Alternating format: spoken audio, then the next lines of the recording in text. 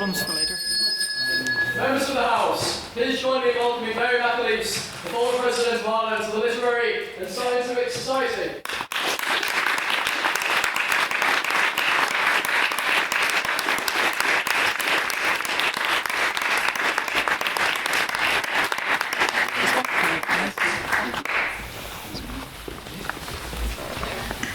Hello. How are you all doing? Good. Oh my God. Doing okay? That's it.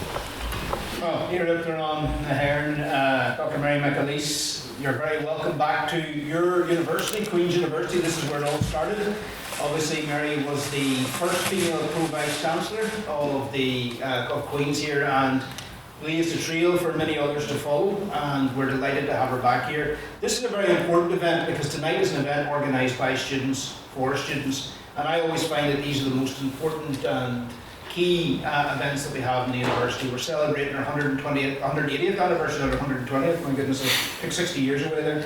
And the Litterific have been a key part of this institution for 175 years, so well done to everybody here who's kept the flame going over that time and kept debating and things going. I always remember my first debating event in Queen's way back in 1998. The person that came up from Trinity to debate against us was one Leo Radcar, and I always wondered what happened to him. But he was a law student at that stage, believe it or not, before he went to be a medic. And there used to be a phenomenal debate and culture here at the university, and we're delighted that it continues. As I said, Mary and her husband Martin are no strangers to Queen's University, an alumna and alumnus of this great institution. But Mary's also been a great friend to Queen's for many years and continues in an academic role as the Chancellor of Trinity in Dublin. And we have a great relationship with Trinity and continue to work with them on a range of many different initiatives as part of our Shared Island process. Obviously, Mary was a member of staff here. As I said, she was a Pro-Vice Chancellor and also the Director of the Institute for Legal Studies. And has left her mark here at the university. Our portrait is on what we call the Wall of Honour down in the Great Hall, alongside our contemporary Lord David Trimble, alongside our other Nobel laureate Seamus Heaney, and many others who've contributed to Queen's. She told me a story recently, which I think is a very good story to encompass how far we've come in the university, that in the Great Hall, all the great portraits that you see, all them portraits used to be portraits of men. Mary put the portrait of the founder of the university, Queen Victoria, back up on the wall at the very front of the university, which was starting a trend. And this great painting here, as you'll see, and this artist then also did a portrait of Mary and the late Queen Elizabeth, which now hangs in the Great Hall as well. You'll see that we now have a plethora of leading women who have made a contribution to this institution. The theme of Mary's presidency was building bridges. And I always recall in 1997, when Mary was elected president. I didn't get to know Mary and Martin until they were in Norris many years later, but I remember my mother crying at the news that Mary was elected president. And I remember this being a strange thing. I was 17 at the time, doing A levels, and I remember asking, what's the thing? And she said, she's one of us. She was from Northern Ireland, she was one of us. And my parents were standing, I remember them standing in our kitchen watching this event happened in Dublin Castle way back at that time.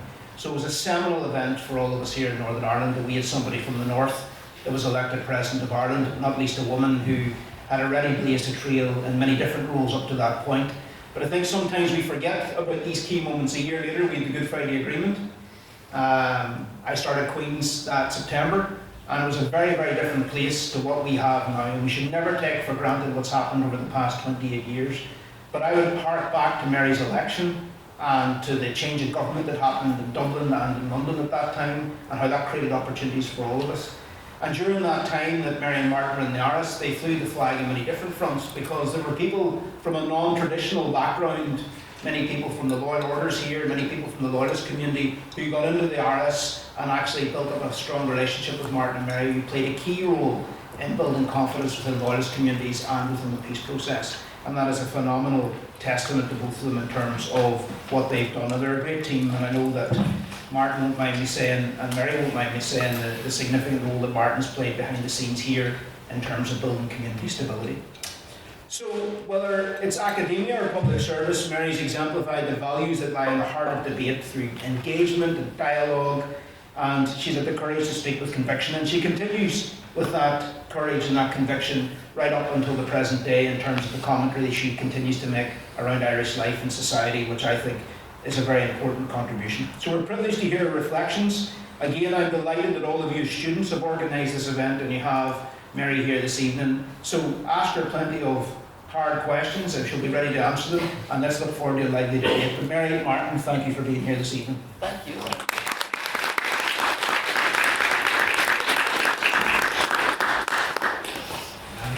Dr. McAleese, I would like to extend my thanks, I think, not only on behalf of the Litterific, or the Gown, but I think the university itself. It's a real privilege to be having you here.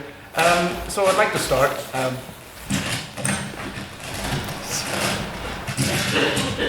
I'd like to start with.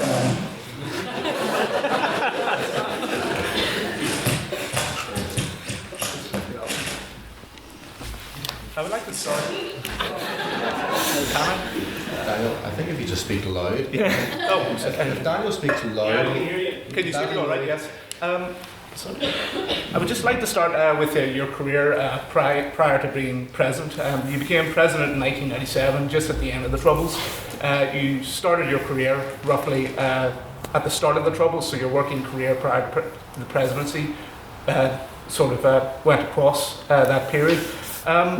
What insight did you gain, say, working north and south during the Troubles, whether it be as a barrister, as a journalist, or as Pro-Vice-Chancellor of the Queen's, that formed your commitment to reconciliation? I think my interest in reconciliation goes back before I came to Queen's. I was born and reared not far from here in Ardoyne, where 70% of the people in Ardoyne were unemployed. It was a poor parish. It was and became the place with the highest incidence of sectarian murders in Northern Ireland, bar none. It's still the place where if you go up that road that I was born and raised on, you still have that massive wall to keep one side of the community from encountering the other.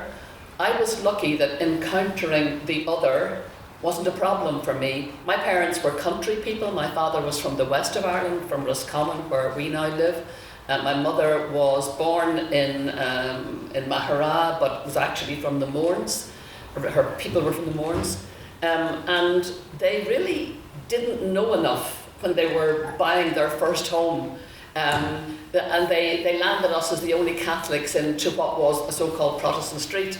And that turned out to be the best thing that could have happened to us, because unlike most people then in Northern Ireland, we weren't ghettoised. Over 90% of people in Northern Ireland lived in areas that were defined by religion/politics. We weren't.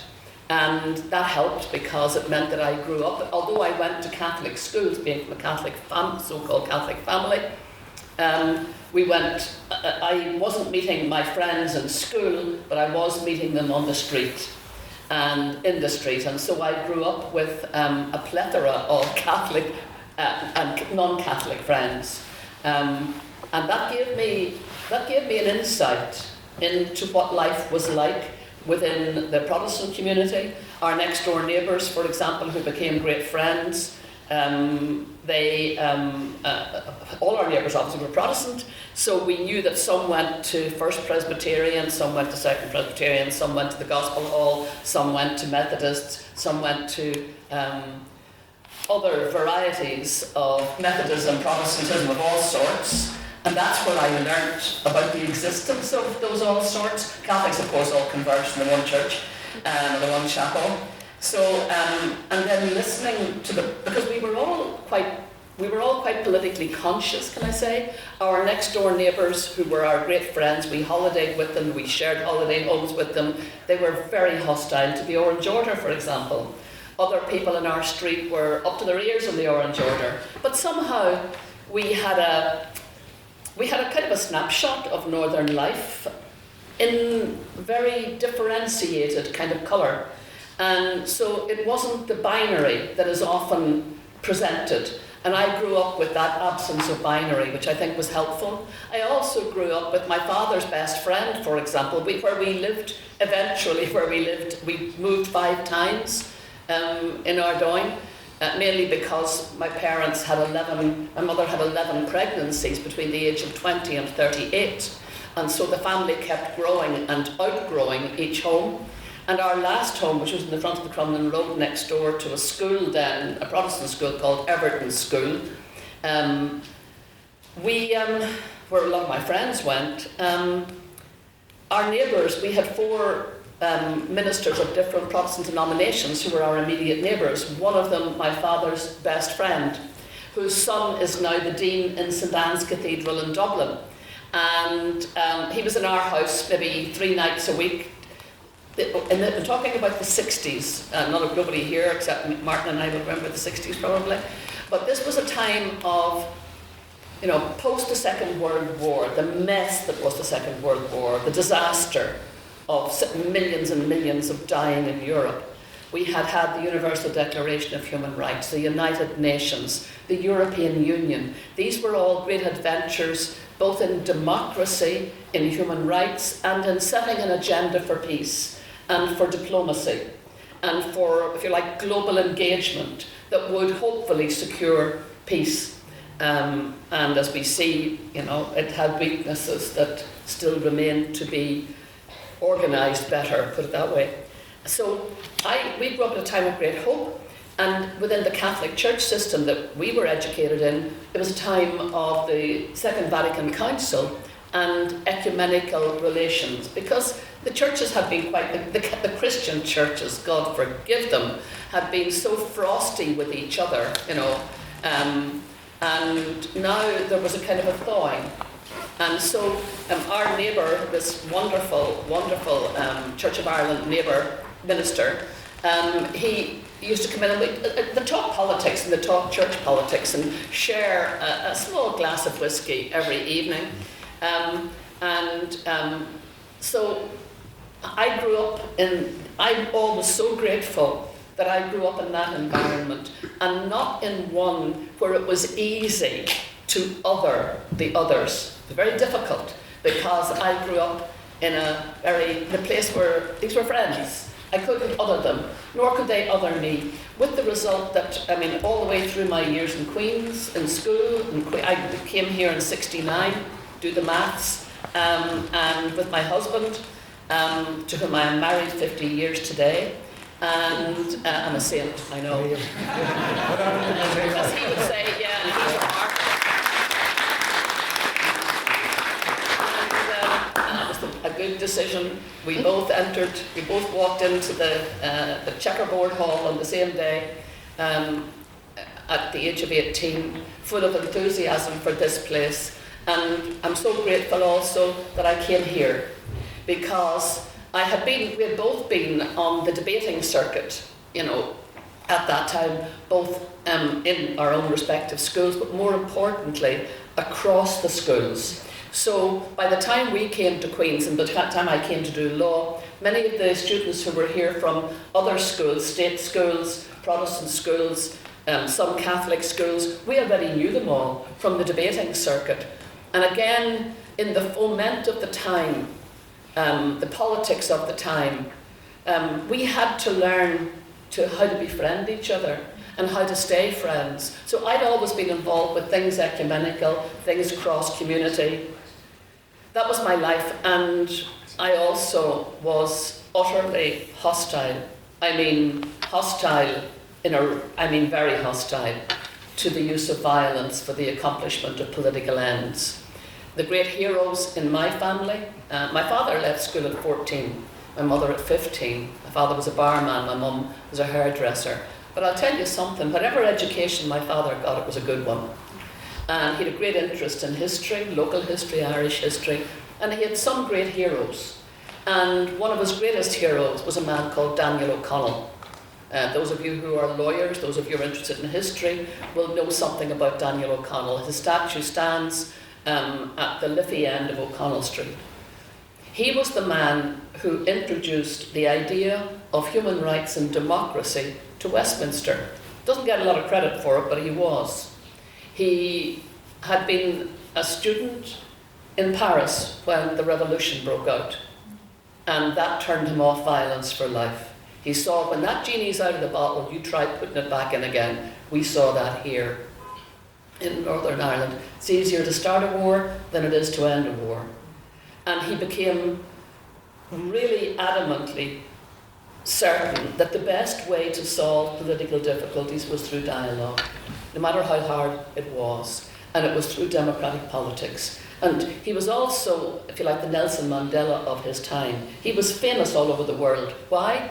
Not because he was a great, and he was the architect of Catholic emancipation, because Catholics at that time, of course, were excluded right across the United Kingdom from virtually everything, including from being barristers. He was very lucky that changed just as he was coming into adulthood, so that he could become a barrister.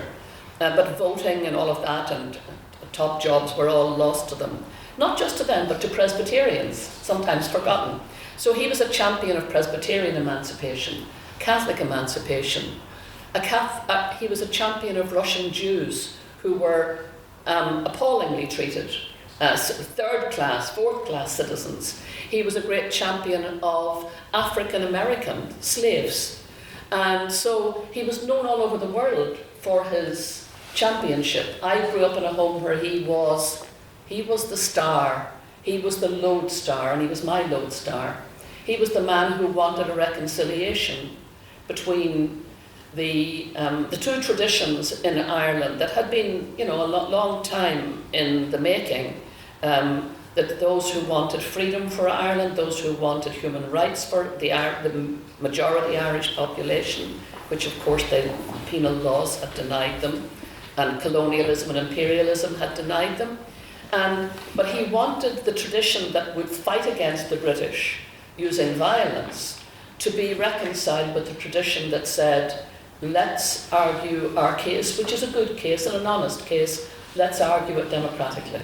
Now, he knew that arguing it democratically was a long-term thing, but on the other hand, he also knew that violence just made people more raw, more angry, more frustrated, more vengeance-driven, and prolonged the day when you could have reconciliation. So I grew up in that kind of household, thankfully. And that's where my theme for building bridges, it sounds like a cliche, but when I became president, I knew that that was an urgent thing to do. Because here in Northern Ireland, the relationship between the two traditions, as they're called, was not good. The relationship north-south was not good. And the relationship east-west between Dublin and Westminster was not good. They weren't healthy. And I believed they could be healthier, and that my job as President of Ireland was to try and make them healthier. So that's what we did. So that's where building bridges came from. It was of the direct experience of growing up in a very fragmented society where a lot of people had chosen the path of violence rather than the path of peace. And I thought that was a zero-sum game. I still think it's a zero-sum game, no matter where it's played out in the world.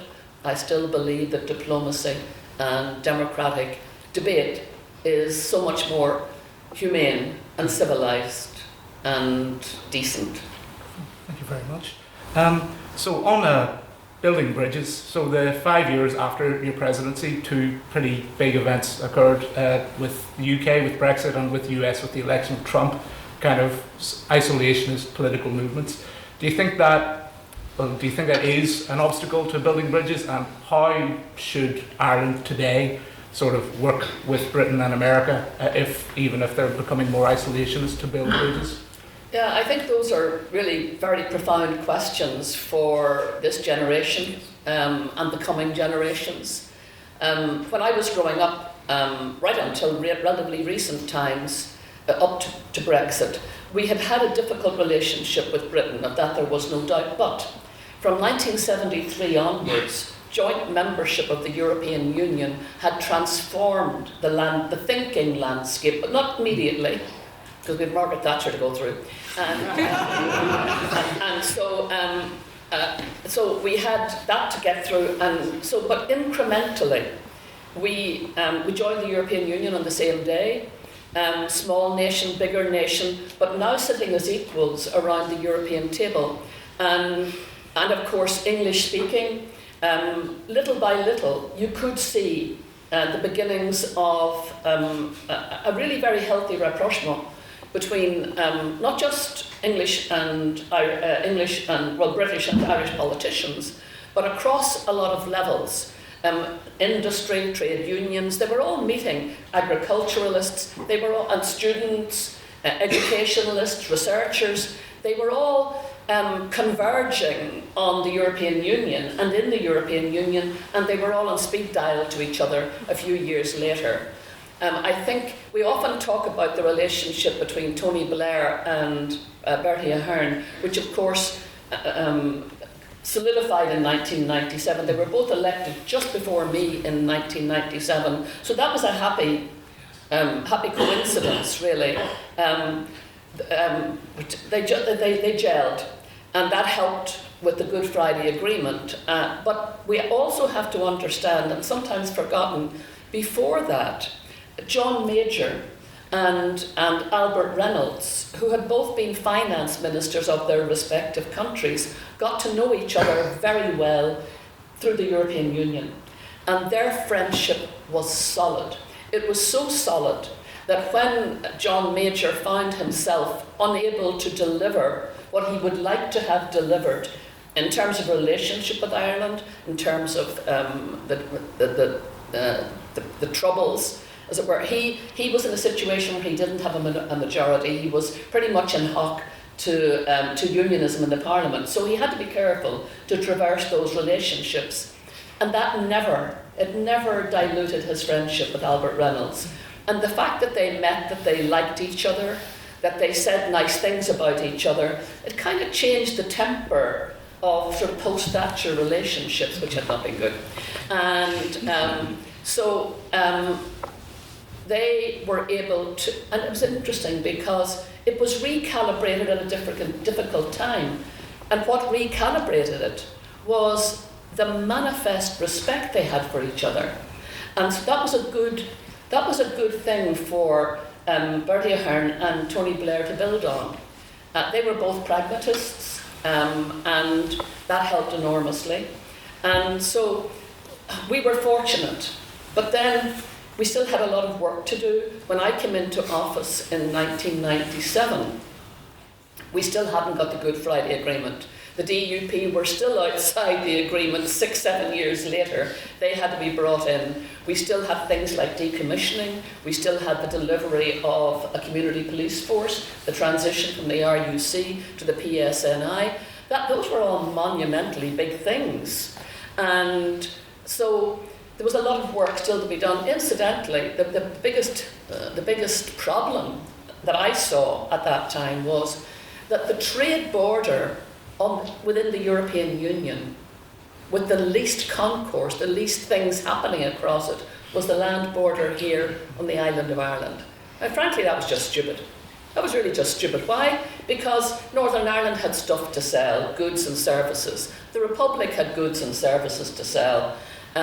We were the nearest to each other. We could reach each other by land. We didn't have to stick stuff on planes or on big boats. So, but we didn't. Why? Well, it was the gravitational pull of history, really.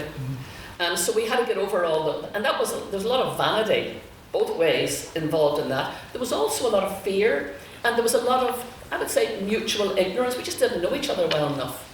And even though we were next door neighbours, that's one of the things I learned early on, that just because you live next door to people doesn't mean you know them.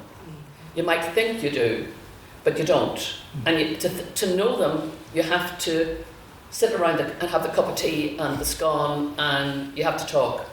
You can't live your life thinking you know them just because you happen to grow up next door. So we started to invest in that and learned very quickly about the work that had to be done. It really had to be done. And then, luckily, we had planned from very early on that one of the most important things that would sort of cement the relationship that was evolving, a good, healthy relationship on the East-West Forum, was to invite Her Majesty the Queen to the Republic. No monarch had ever set foot in the Republic of Ireland. There had been no monarch in that part of Ireland for over 100 years. And I knew that she wanted to come. I had discovered that while I was Pro-Vice-Chancellor here and had met her in that context, the context of the 150th anniversary of the Queen's Colleges, which were Galway and Cork and Ireland, I beg your pardon, and Queen's. And they had all been Island of Ireland Queen's Colleges that all eventually went their own way and became universities in their own right. But we had a joint 150th, and we had it in St James's Palace, which is where I met her for the first time, and then met her a few weeks later as a result of that first meeting, and learned from her that she really wanted to come to Ireland. She wanted to be part of the peace process, was trying to find a way to do that. So eventually we did. She came to Ireland 2011.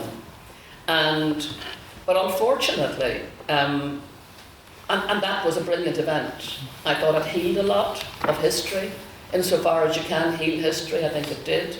It cemented, I feel like, a new iteration of the relationship on the East-West axis.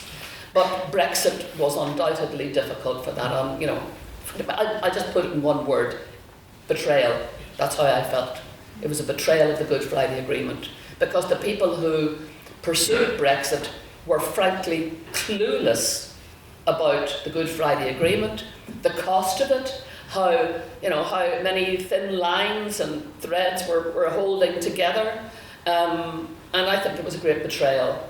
And also, it was I thought it was a monumentally stupid in terms of economics, as it has proved to be. And I'm teaching in a university in London at the time, and I didn't intend to ever get involved in the Brexit campaign. But when I saw how it was going, and it was likely going to be lost, the anti-Brexit campaign was going to be lost. It was a time of shibboleths, and I'm an academic. I like the research. I wanted the 160-page white paper on Brexit, and it didn't exist. It was shibboleths, we'll take the European money back, and we'll take our borders back, and I knew that that's not the way life works. I also didn't like the Prime Minister. I had no respect for him whatsoever, or his successor. I just say that quite boldly. I just think it's the stupidest people on the planet.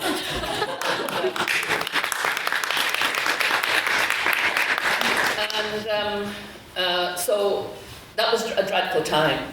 And my husband and I got involved in campaigning against Brexit. And a very telling day for me. We were in the Irish Embassy, and I was very distressed by the fact that quite a lot of Irish people living in Britain were probably going to vote for Brexit. And we were trying to reach out to that constituency to point out all the things that had not been pointed out by those who were arguing for Brexit.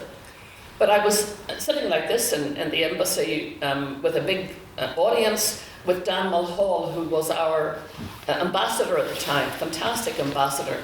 And he said a very telling thing that just hit me like a ton of bricks. He said, as we're sitting here today, this is pre-referendum, in Brussels today, there are 27 meetings taking place in Brussels today, that one day, that involve the Irish representatives and the British representatives. And they're meeting across, he went through a whole list of stuff that they would be discussing, of mutual interest. And they will all know each other, and they'll all be engaging with each other, and they'll be arguing about things, but they'll also be working towards consensus on things where it's possible. And he said, when Brexit happens, that will fall away. That'll just all disappear overnight. And I thought that network of communication, those conduits, regular, every day, every week, from 1973, were producing such a wonderful set of relationships and figures economically, because Ireland was really beginning to do very well now as a result of that, but also politically. The engagement with all those other 27 European countries in our case, and in Britain, all those relationships were profoundly healthy. and they were all going to disappear, and they overnight. And I was saying to myself, what on earth is going to replace them? Now, actually, we were lucky that we had the Good Friday Agreement, which built in certain, relationships across the three strands, but none of them were ever going to replicate that level of engagement. But at least we were going to have some of it. And so I've always thought that was a terribly trying time. Of course, Brexit took a while to come into operation, and it God knows it sucked the oxygen out of Europe trying to get all that, and wrecked the career of one of the best prime ministers in my view, a female prime minister, in my view, who actually had done a good deal with Europe, which if it had gone through, I think would have saved us a lot of angst, a lot of anxiety. As Theresa May, in case you've forgotten her, because a lot of people seem to have. She was a good Prime Minister. She got a good deal if she'd been let do it, but of course then at that time, unfortunately, the DUP pulled the plug from under her and she was gone, unfortunately. And then we had, if you remember, maybe some don't remember, but back in the 1990s, before the Good Friday Agreement, we had the evolution of the Single European Act and the customs union. They totally transformed relations on this island. Totally transformed them. Suddenly, along with the demilitarisation that happened along with the Good Friday Agreement, we became borderless. And the only way you knew you were crossing the border was Vodafone kept telling you, they kept pinging you, saying it's going to cost you more. But that was a golden time because we were all members of the European Union. We were working to the same. Now, we had two different constitutions, obviously, and two different jurisdictions, two different sets of laws, two different parliaments, all of that. But there was an ease because we were members of the European Union and we were members of the Single European Act, Single European System, and the Customs Union. That was honestly, I think that was a golden era, which we are sort of struggling to get back to, though, the Windsor Agreement takes us a good bit of the way, possibly not all the way, but a good bit of the way. And I'm hoping, for example, that Keir Starmer, who seems to be on a road somewhere veering towards at least a single European relationship again, as other countries have. Norway has, Switzerland has, with the European Union, and it's a happy enough relationship. I honestly think that that's where we have to get back to, and the fact that we did have it, and it was good, and it was healthy, and for me, it also helped to facilitate the Good Friday Agreement. The fact that we had those relationships. So, Brexit and post-Brexit has been very difficult, but on the other hand, we now have a government that, with Keir, and God knows, I don't know how that man sleeps at night with all the things that have been heaped on him since he became Prime Minister, including the current situation with the United States and with the war on Iran. But he has been very helpful in ameliorating relationships post-Brexit with Europe, which were not good, and with the Republic, and that's all healthy. I think that where governments are talking to each other, that's healthy. We have a big debate going on at the moment about in Ireland about the annual presentation of the bowl of shamrocks to an American president, and whether it should happen or not. And my view is very simple. Look, you cannot look at that in isolation. You simply cannot look at that in isolation. You have to look at it as part of a massive panoply of engagement with Ireland right around the world, which is really good. We haven't really fallen out with anybody, thankfully. We didn't colonise anybody, thanks be to God. We didn't imperialise anybody. We managed to stay out of all that stuff. And what is more, places that were colonised and imperialised kind of understand us and our subversive sense of humour. And so we're very fortunate in that regard, that we're well regarded. So Many of our ministers will go all across the world. You know, the Colosseum will be lit up green on St Patrick's Day. The Empire State Building will be lit up green, and you know there'll be all sorts of green stuff will happen to do with Ireland, and it's a healthy thing. And we have a huge Irish diaspora in the United States who would be scandalised, even if they don't like their president, they'd still be scandalised if we don't turn up with the bowl of shamrock. And I think we should do it. And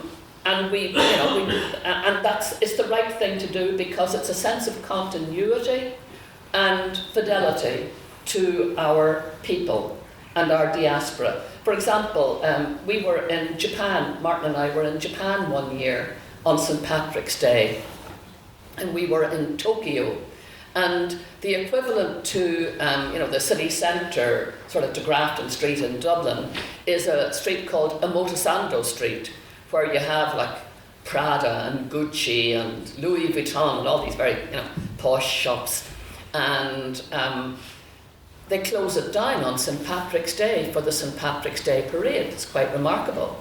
And it's a very elegant parade, as you would imagine, in Japan, very elegant. And we were completely taken with it. But in the afternoon at the event, we met diplomats from other countries, one of whom said to me, when I came here and discovered the Irish got, their national day, they got a Omotesando Street, I thought all I had to do was ask for my country.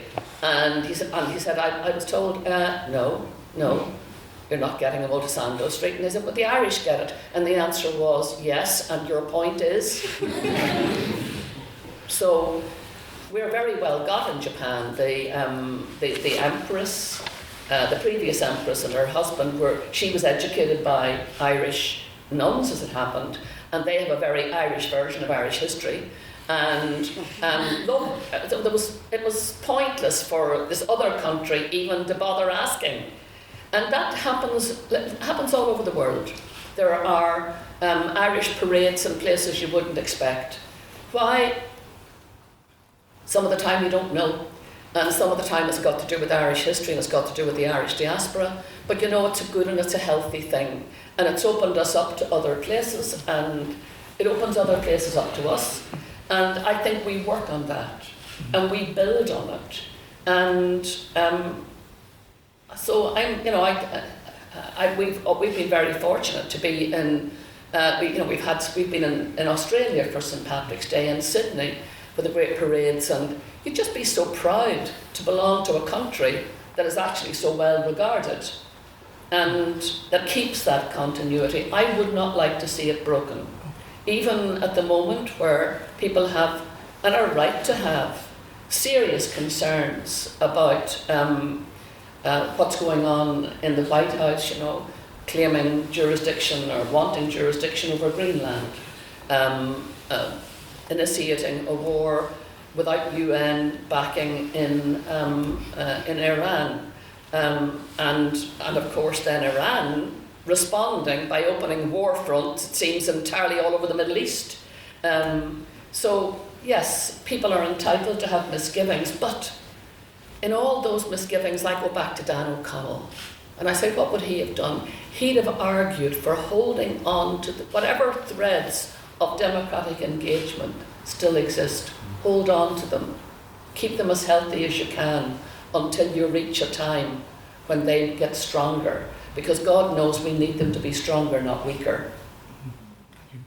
Yeah, I think Varadkar last week said that was a tough job that the Taoiseach will have going into yes, the White House. Everybody who's gone into the White House recently has found themselves, in a predicament. Yes. How do you react to a man who is so labile?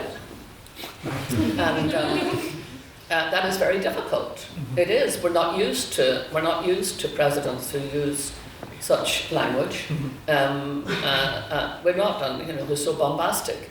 And so that is very, very difficult, and it is hard to maintain the elements of diplomacy. And yet people have managed to do it. I think of one of the great Democrats of our time, the great leaders of the Western world is Mark Carney of Canada, who really stepped up to the plate in Davos. One of the best speeches made in the 20th century. Read it. You know, it's the future. It's the future that we want and that we have to commit to, and we have to stand our ground. At the same time as sitting in the White House and, and smiling through the stuff. And yes, I would recommend to everybody to read his speech, because it's what we need to be saying and hearing and holding on to through these difficult times. Thank you very much. Just one last question I would like to get before I open up to the audience. Another issue of rights you've been focusing on, certainly since your presidency, is within the Catholic Church. So you earned your doctorate in 2018 in canon law, and you've been spoken quite openly about certain issues. You said that some teaching in the Catholic Church is rancid and in need of updating. Could you elaborate on what changes you think are most necessary within the Catholic Church for human rights? Well, how long have you got? A lot. I mean, you're dealing with a code of canon law. The Catholic Church has a universal legal system, one of the first universal legal systems ever developed. But it wasn't codified until 1917 for the first time. I mean, it had literally at that stage built up 1,500 years of its own form of common law. And then it codified it in 1917. And the minute it codified it, it realised, oh God, a lot of this stuff is awful. Because in codifying it in 1917, it didn't change it. It just took it into a big barn that was the code. And they quickly, and of course it was all in Latin, and Latin still being its primary language, its first language. And so from 1917 onwards, it was always going to be in need of reform. After the Second Vatican Council, the process of reform started, and we had the 1983 Code, which was a bit of an improvement in 1917, but not a great improvement. At the very least, though, mind you, at least it became available in English, which was something. But unfortunately, they carried through teachings and attitudes and perspectives that were pretty old-fashioned. It's an imperial system still, hierarchically an imperial system. Hierarchically misogynistic system, which excludes women at a very early stage, even though the church is 1.4 billion people in the world. It's the biggest NGO in the world. It does good work, but also it does great work, in fact. I mean, in terms of teaching the poor, offering, respite to the poor in terms of hospitals and welfare and education. I got a good education thanks to the nuns and the Martin too, the Christian brothers. I would give them all of that, but down that same conduit came stuff that needs to be updated and reformed. My criticism wasn't waiting for me to get a doctorate in canon law. Believe you me, it started for me many years ago when I was a student here. And I was always very deeply involved in church activity, very conscious of the fact that, as I often said, that I grew up as a Catholic in Northern Ireland. Catholics didn't have the vote. So that was, on the one hand, we're hit by that, and it was in those days, the early days, Protestant Parliament for Protestant people and all that stuff, which is now long gone, thankfully. But and so I got that on one side, and on the other side, women can't be X or Y in the Catholic Church. So I was getting it in stereo, and that was informing me and informing my thinking. And when I came to Trinity in 75 to teach, 1975, I joined the staff in Trinity College. And one of the first people, and my criminal law was my thing, but one of the first people that I made friends with was a guy called David Norris, Senator David Norris, great champion of gay rights, and starting the campaign for gay rights. And he came to me because a number of people were being investigated by the police, and a number of people in the gay community, and what would be done and what could be done. And I said to him, what you really need is a campaign that involves heterosexuals as well as gay people. It has to be based on a human rights platform and a civil rights platform so that you draw in the widest audience. So out of that conversation came the campaign, what we called the Campaign for Homosexual Law Reform, which at that time, remember, was about changing the law that criminalised homosexual activity. And so I started in 75, and that was not exactly, consonant with Catholic teaching, to put it mildly. And so my view then was, as it had been for quite some, and even back then I had been critical of the Church's teaching on women, which excluded women from effectively all decision making, because of course decisions were, well, the so-called magisterium of the Catholic Church, that's the bishops. If you read canon law, it says that Catholics have to obey the teaching of the magisterium, which is they have to trust the magisterium and obey their teaching. Well, there's a whole lot of stuff that I couldn't possibly obey. No, thank you. I'd have to be, and I'd want to be able to use, thank goodness, the human rights, which were acknowledged in the Universal Declaration of Human Rights, that never made its way into Catholic canon law, regrettably, yet. And, freedom of speech, freedom of conscience, freedom of expression, freedom of opinion, freedom of religion, and freedom to change religion, all identified as inalienable human rights that belong to everybody. Nobody can take them from you. People do try, governments try, institutions try, canon law tries, but they are inalienable. So you have to keep fighting for them. You have to keep arguing. And so, from I was a student, I was strongly opposed to the Catholic Church's teaching that excluded women from being ministers, for example, or being priests. I was very strongly opposed from my days when I came to Queen's. Back in 1972, I went to the United States, and I was so naive. I didn't know there was such a thing as homosexuality until 1972. Yeah. And I was working in a place where I had a gorgeous boss. Oh my God, he was gorgeous. And he and I became great mates. And another lady that I worked with said to me, don't think you should be falling for him now. And I said, why? And she said, because he's gay. And I said, I know he's lovely. I didn't know gay men. I was so naive. And he and I became great friends. And he explained to me what it was like to be a gay man. Even in San Francisco in the 1970s, you had Haight-Ashbury and all that, but he explained he'd been excluded by his family. He was the most lovely, genuine, decent person, and the hurt that was in him really got to me. And when I came back, I thought, this is a human rights issue. So a couple of years later, when I went to Trinity and became friends, of course, with David Norris, I was ready to push that issue as well. And so, as it happened, many years later, when my son, I have one son, two daughters, one son, but my son is gay. And, I laugh when I read people, and I particularly church people, saying, oh, she only became involved in gay rights when her son declared himself gay. Actually, my son was born in 1985. I was involved in the gay rights movement from 1975.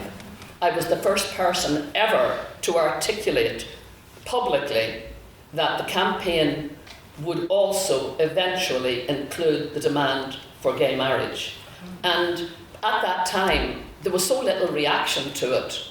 I mean, I remember saying this on radio in 1977, and people regarded it as so risible that they didn't even bother to react. But then, of course, all those years later, 40 years later, we get gay marriage. And I did mention that to my son, who thought that, he was heavily involved in the campaign, of course, very successful campaign. But that campaign was 40 years in the making. And there was all that dialogue and the intergenerational dialogue.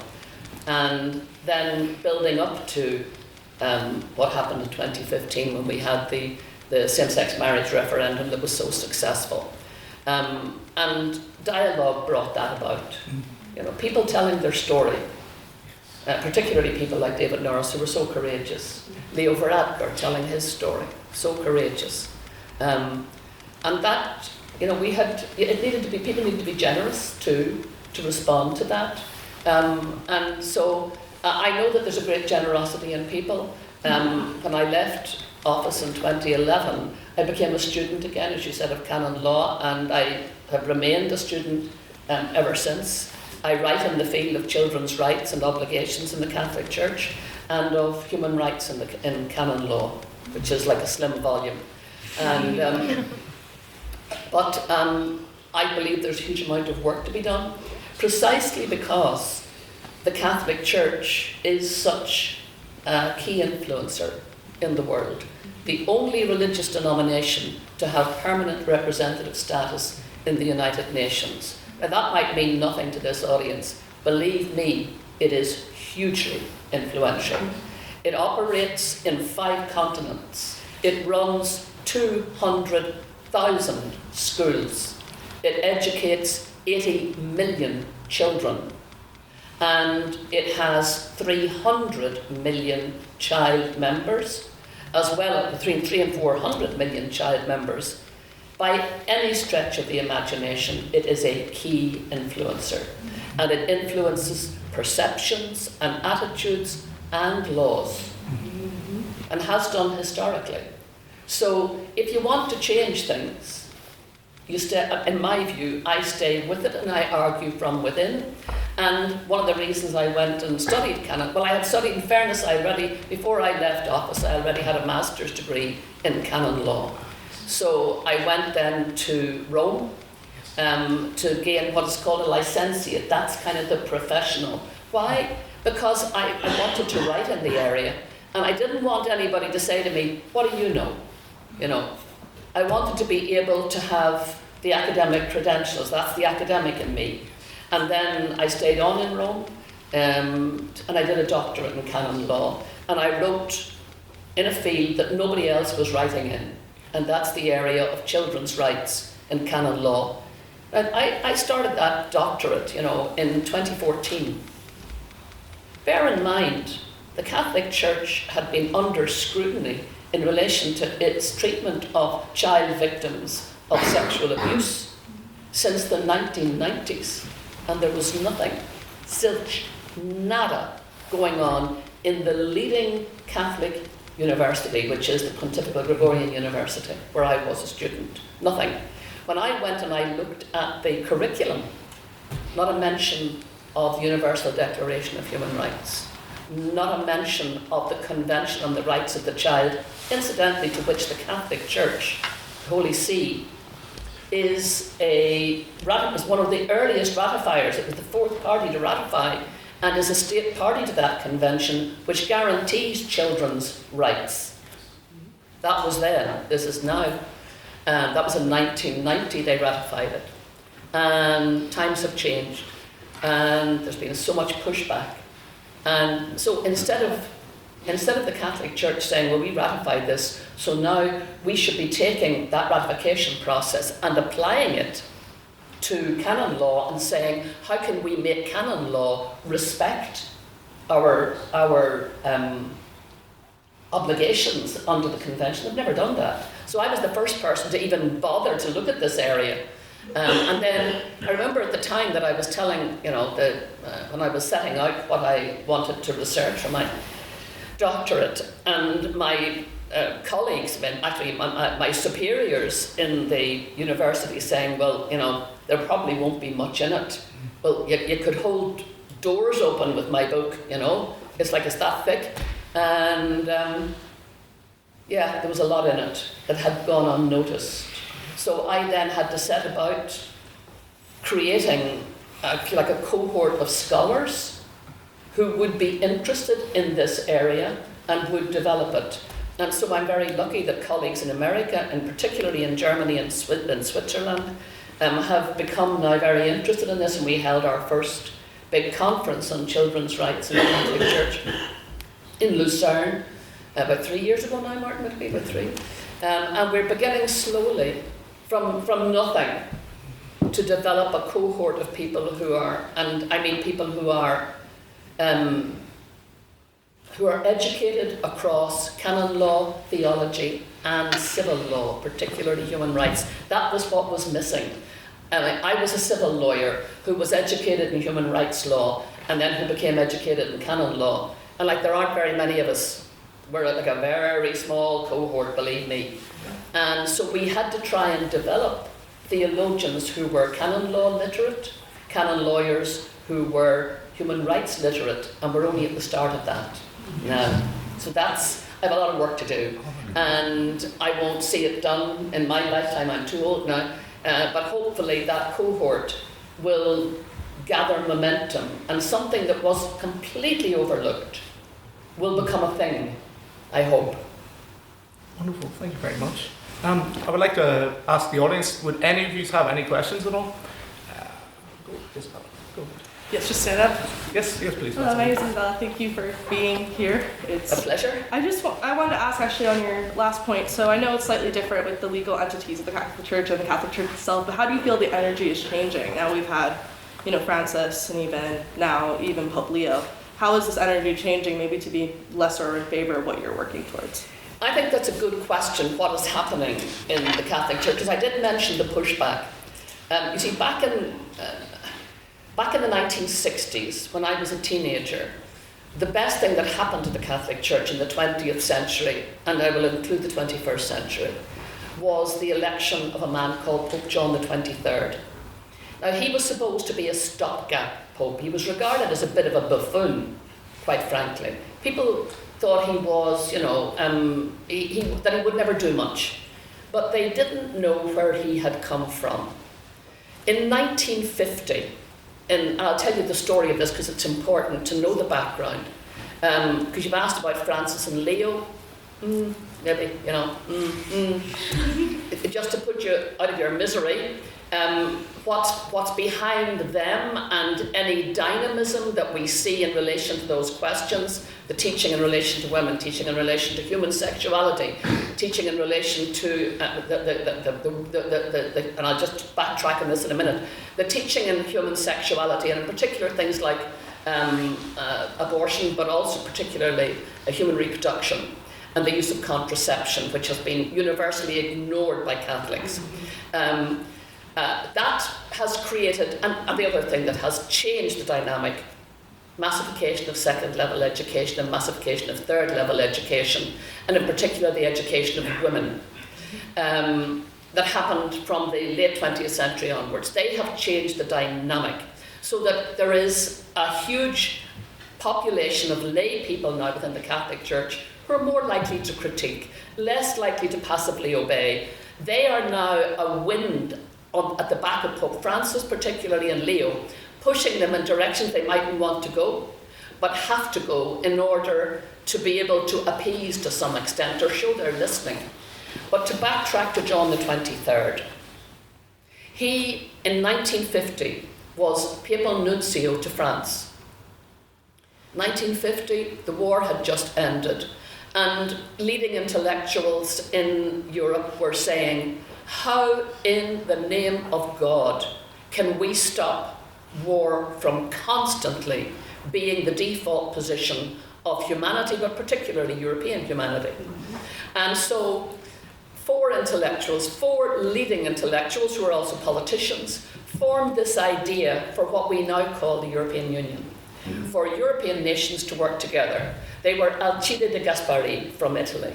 They were Jean Monnet and Robert Schuman and Konrad Adenauer. Those were the four. And they had this mad idea that Germany and France would work together, who hated each other. They had this mad idea that all the countries that had just fought the crap out of each other and killed 70 million of each other would stop doing that and actually work together for peace and prosperity. Where had the idea come from? Well, it was 1500 years old. It was first articulated by a man called Columbanus, a monk who arrived in post-Roman Empire Europe, where they were all fighting the crap out of each other. And he went round all the kingdoms, all these little petty vanities, and said, look lads, you want to keep fighting, but you're going to be going round in ever-decreasing circles. But if you actually want to have prosperity and stability, you're going to need to work together. And yes, you can be French, you can be Spanish, you can be Irish, you can be all these things, you can be German, but What about thinking in European terms? Creating a kind of a transformational, kind of transcendental almost place in which you bring all your sovereignties and you keep all your identities, but you create a supranational identity. And he created the phrase, first heard 1500 years ago, God help us all. It's not very encouraging actually. Totius Europe. These four intellectuals reared in that tradition knew of that story. They went to Luxeuil, where in the immediate aftermath of the war, Second World War, there was a big conference being held on St. Columbanus, and they met in secret in a hotel. And all the Allied leaders were there, including Winston Churchill, who's been named recently in other contexts. And all the Allied, Axis and neutral leaders were there, including the 4 members of the Irish government. And they met in secret, no minutes were kept. And these 4 men put this mad idea to see would it get any traction. Everybody bought into it. Who was at that meeting was the papal nuncio, who became John the 23rd. And he went away from that meeting knowing that if Europe was going to recalibrate its relationships so radically as it did, the Catholic Church was going to have to change too, which is why he announced, to complete consternation of his fellow bishops, the Second Vatican Council. So it was meant to be radical. You read the document that he thought would be the agenda. He talks about the emancipation of women. Women are going to come into their own. The document is called Pacem in Terris, Peace on Earth. The best thing written in the 20th century, apart from the Universal Declaration of Human Rights. Does any Catholic know it? You must be joking. Completely overlooked, completely forgotten. He died, of course, before the end of the Second Vatican Council, and it lost a lot of its momentum. And the only momentum that was left afterwards was a group of people who were left to draft the 1983 Code of Canon Law. God help us, such a bunch of dullards. And that's what we got. We just got this desperate document that really needed updating the day it was produced, and still does. So I think the wind at the back of why we're seeing, there was a huge pushback from Pope John Paul. He was great on relations with Russia, and actually with the communist countries and the ending of communism. He was good for all that. Absolutely awful for more or less everything else. Paul VI, he gave us Humanae Vitae that nobody in his Holy Mother listened to. And he never wrote another document after that. He was so traumatized by the impact of that document. It's the one that banned contraception. There's actually some reasonably decent stuff in it, but that was not. And then you had he was pretty passive as a pope. Paul VI with John Paul, who was, the happy, smiling, travelling pope, but was really ultra-conservative. And everything that he wrote about women was a disaster. And it was all it was the kind of what I would call fake theology in support of the reasons for excluding women. He developed a kind of a fake theology, I just call it codology, dressed up as theology, to support the Church's teaching in relation to women and in relation to homosexuality.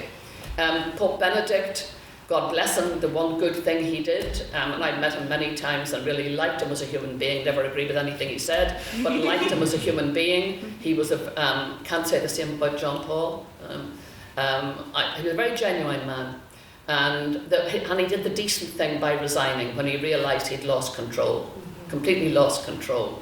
And then Francis, of course, who couldn't make head nor tail of. On the one hand and on the other hand, he'd say X, and then the next day, well, no, not really X, minus X.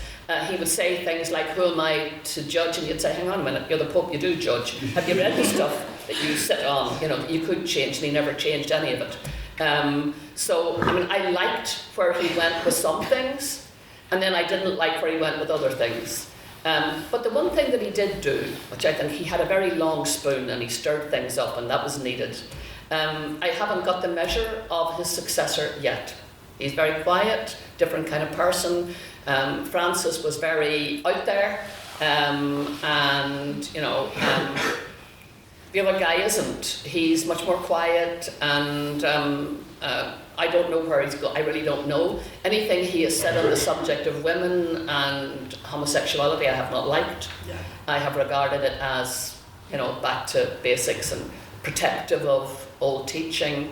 I liked what he said to people in the United States about those who were pro-abortion. Mm-hmm. Interestingly, he took them on, and he said, if you are, who are anti-abortion, sorry, he said to them, you know what, if you're anti-abortion, but you're also pro-capital punishment, just think on that and ask yourselves, is that not a very hypocritical stance? Now, the church in very recent years, only since John Paul, became committed to being opposed to capital punishment. Up to then it hadn't been. Up to then it had been very, you know, on the one hand, the other hand.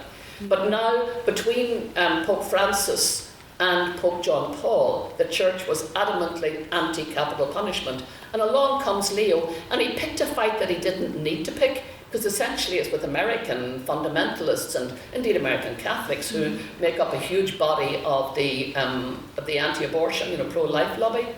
And he said to them, I'm watching you, and this is hypocritical. Mm-hmm. Because actually the two, very often in the United States, do go hand in hand. You know, capital punishment and anti-abortion. So I thought he was good on that. I thought he was good on tackling the Trump administration on migrants. But those are, in some ways, I would say those are things that the church is used to.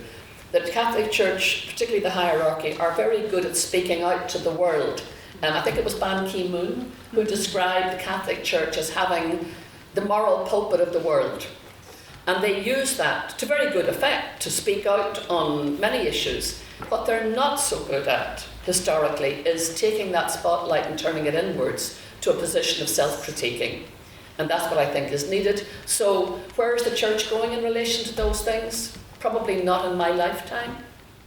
But I think that that the direction of travel, of glide, is being driven by a very educated laity now, who will not accept the inequalities, who will not accept the kind of hypocrisies and the vanities, and who'll keep challenging them, chipping them away, essentially, until we arrive at the true equality of women and a more educated and less ignorant view on human sexuality, and a whole bunch of other stuff as well.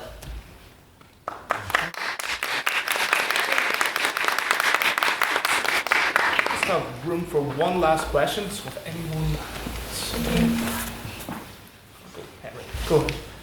Yeah, so a bit of a different theme, but just in relation to your perspective, because I don't think anyone else, or very few other people could give it. So you mentioned the relationship with the US and how difficult diplomacy in of itself is. And so I was just interested to hear your perspective on recent comments from Catherine Connolly, who condemned the US and Israeli actions in relation to Iran as contrary to international law, which I'd like to say is correct. But I think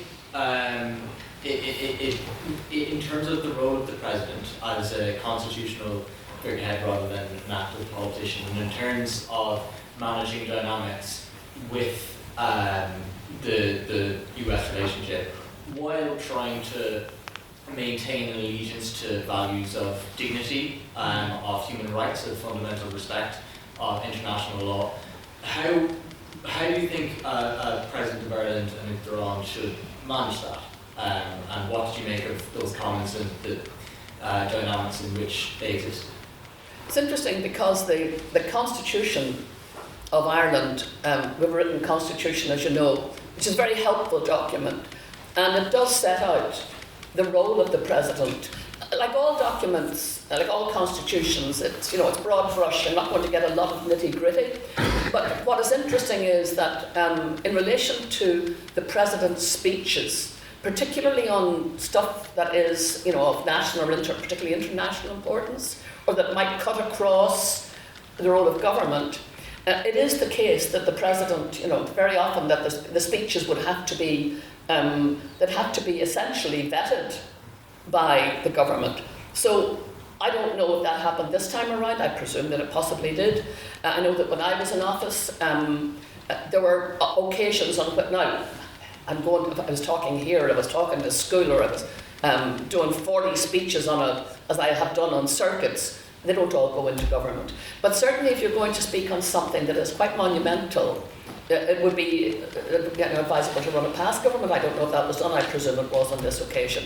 But every president, has their own dynamic and has their own agenda to a certain extent. Now, a lot of that agenda is set by the Constitution. And I think anybody who would have seen Catherine's, the President's agenda before she became President would know that she had very strong opinions on these kind of matters. And so it wouldn't be no surprise to hear that. Her predecessor the same. And I had my day saying what I had to say, Mary Robinson the same. We all had our opportunity. And that's the nature of, I think that's the nature of the Irish presidency, is that you do have a platform to, I'm not sure that we can change things through that platform, but nonetheless you can contribute to the debate, and we have that freedom. We are currently in a major, I think, a crisis of debate on this issue. And I don't know if any of you have seen I think it came out in 2019, that sort of docudrama called Official Secret. Anybody has seen that? Mm-hmm. I recommend it strongly because it really is foursquare on where we're at the moment. It is the background to the Iraq War, for which there was no legitimacy whatsoever. So-called weapons of mass destruction didn't exist.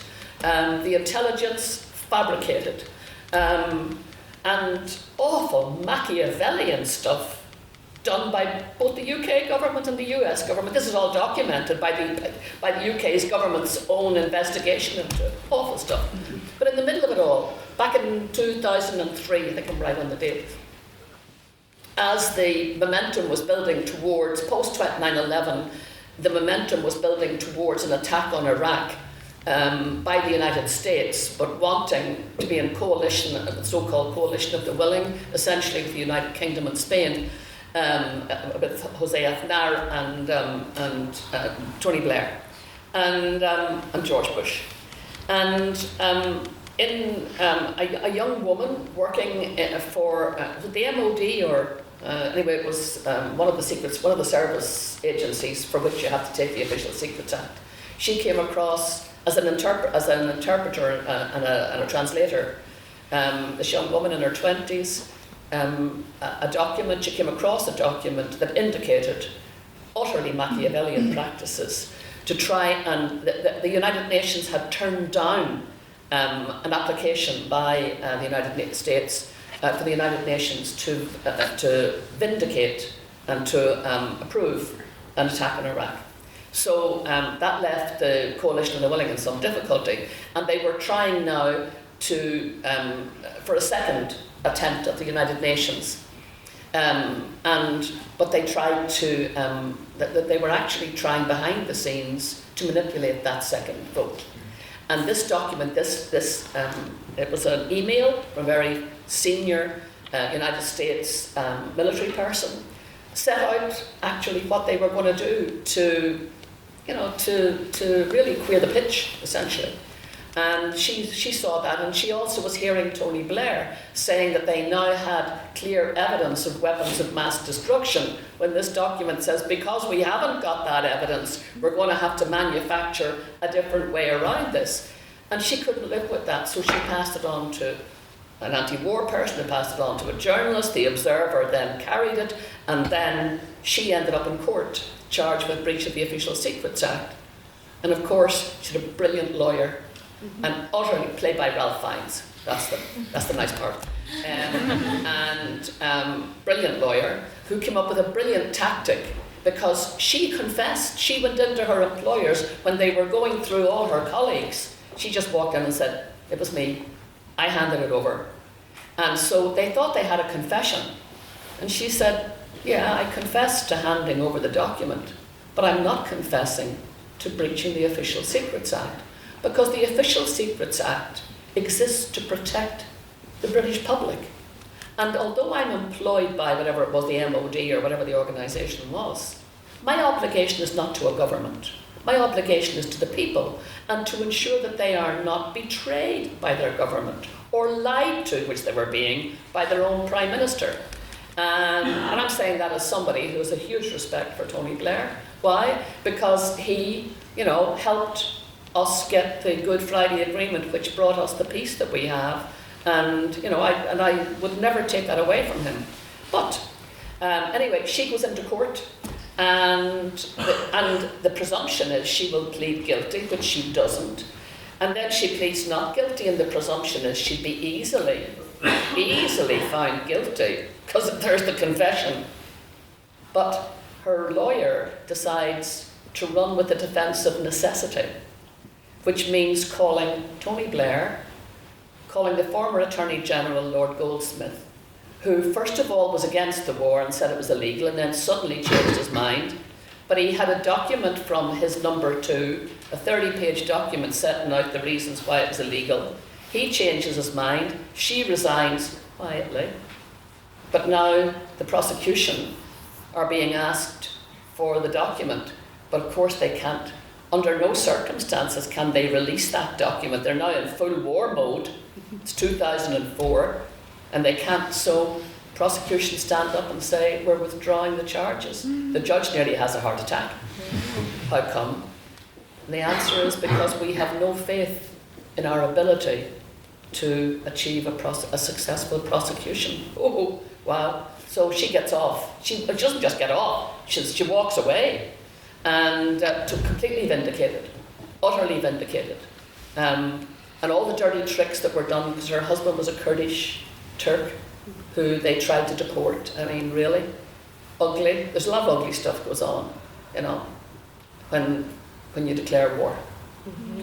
War machinations are ugly, and they bring out the worst in human nature. And frankly, I think humanity's default position always seems to be argumentation, conflict and violence. And yet there's an impulse in another side of humanity for peace, for consensus, for compromise. We saw that in the Good Friday Agreement, and that's the one we want to encourage. So, do I think that the war on Iran, declared by President Trump, was legal? No, I don't. Do I think it has provoked an appalling situation in the Middle East? I don't know where this ends. I don't know how this ends. When I was 18, war broke out in my street in Belfast, just a mile or two up the road, and I thought it would last a week. And then I thought it would last a month, and then I thought it would last a year, and then it lasted 30 goddamn years. Because I don't know when it ends. I think when the genie's out of the bottle, it's appalling. And I think anybody who calls us back and reminds us that we do have a thing called the rule of law, we do have international treaties, we do have ways of dealing with conflict situations, and we do have rules around diplomacy and rules around the rule of law. And we expect the world's leading democracies to observe them, and we hope they will. And when they don't, it's heartbreaking. So yeah, I think that we're in that dilemma at the moment. You can see the pressure that's being put on Keir Starmer, to get involved, and he's saying, that he has a duty to the British public to see that whatever they do operates within the rule of law. I mean, he's a lawyer, a former DPP. It's really very, very difficult, extravagantly difficult. And for those who are living in the Middle East, and I have a daughter living there, we have a daughter living there, and she was in Bahrain 2 weeks ago, when staying right beside the American base. And she wasn't at the American base, she was just staying beside it. And her hotel suddenly became flooded by young American soldiers who were completely labile about the fact that they were about to attack Iran. And she wrote to me and she said, whatever happened to operational secrecy? These guys were completely open about it. Gung-ho. And she couldn't wait to get out of Bahrain because she said, well, if they're going to attack this weekend, no doubt that they will be attacked in return. We need to get out of here. So they got out of Bahrain back home to where they live in the Emirates, never thinking that the Emirates would be hit. You know, so stuff happens that people can't predict. And then the unpredictable keeps happening, you know. Our daughter lives in a high-rise, and we tried to persuade her to go stay with in-laws who have a regular house, and I'm glad we didn't, because their house was right beside a hotel that burnt to the ground. Well, it didn't burn to the ground, but got burnt because it was attacked and the missile was intercepted, but the debris from that intercept, which was successful, caused a fire. And you know, from here to there, out of their back garden, just looking across the street, you're looking at the hotel. So she wouldn't have been safe there. We thought she would have been, but she wouldn't have been. So who knows? Who knows? War's been loosed. The dogs of war are very, very hard to put manners on. And I admire anybody who tries to remind us that peace is humanly decent and war is not.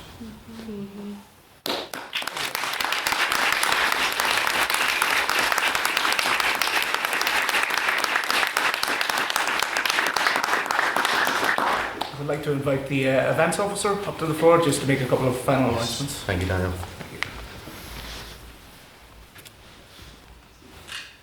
Grungy Morgan, Dr. Anne, and thank you all for coming here. I really think it is, I'm quite glad this mic works as well. I think it really is a testament to public dialogue that a student society can have a former president of Ireland addressing them. I really think that's a powerful thing, and I think that all of us here can be proud of that fact. I'd like to reflect just on your last comment on war. It is peace that brings an end to war, and importantly it is dialogue that brings an important end to war. And what we are doing here reflects that. Of course, we're all conscious of our past here in Northern Ireland, and it is good that we are at the point where we can have these discussions, and more importantly that it is students leading them. I'm also glad to say that two of the people you mentioned in your speech we have hosted here at the LitTalk in recent times. We had Daniel Rankin just 2 weeks ago and Theresa May last year. I'd like to give you all just a brief update on future LitTalks, if you may allow me.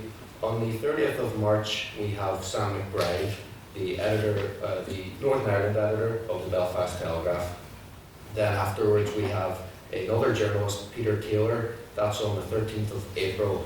Of course, a veteran journalist of the BBC. He covered much of the Troubles. That'll be a great one. On the 20th of April, then a week after, we have the current Speaker of the Assembly, Edwin Poots of the DUP. That'll be an interesting one, and we are looking forward to everything that the Society has to offer, and we really do hope that you will join us. And I invite our current President, Daniel Rankin, to adjourn the House. Thank you very much.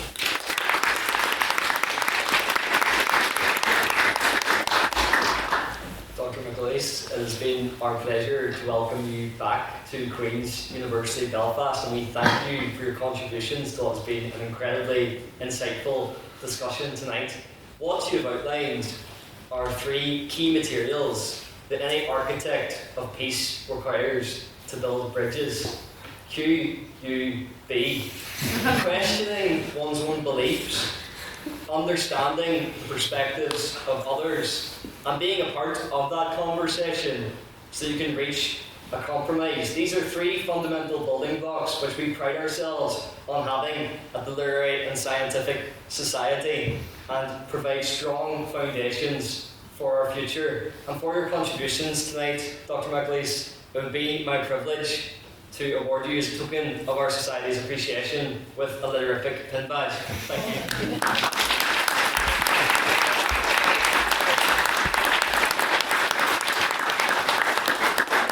And finally, thank yous are in order. We want to thank thank the Vice Chancellor's Office and Dr. Ryan Feeney for their involvement in the event, to our events officer, James Turish, to our interviewer, Daniel Rankin, Well done. co-editor of The Go, and once again, on behalf of the House, a massive thank you to former President of Ireland, Dr. Mary McAleese. Thank you.